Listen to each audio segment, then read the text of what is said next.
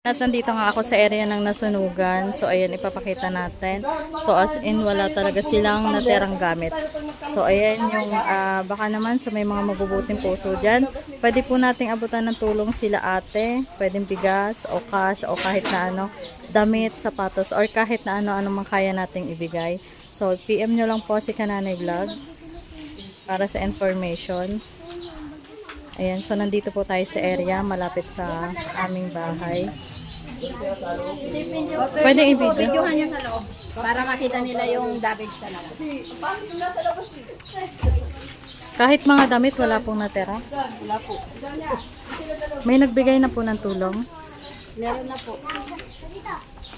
Grabe. So, ito guys, yung kapitbahay namin.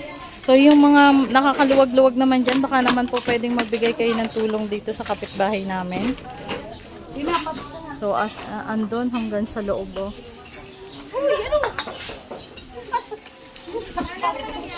Pwedeng pumasok po. Pwedeng pasokan.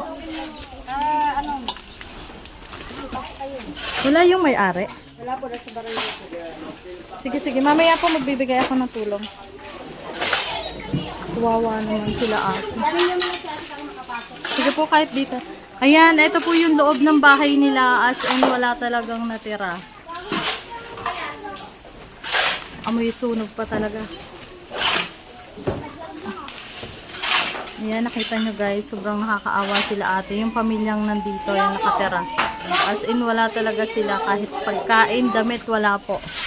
Ito lahat na sunog. Wala ding mga gamit.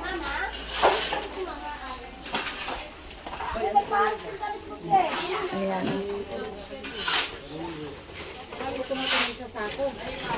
Mismong kapitbahay namin to guys yung nangyari kanina. So baka naman dun sa aking mga generous sponsor dyan, baka naman po pwede tayong mag-abot ng tulong dito sa aking kapitbahay. So ayan, ito po yung bahay nila. As in wala. Ako na mismo yung nandito. Ako na mismo yung personal na pumunta para makita natin. Ayan.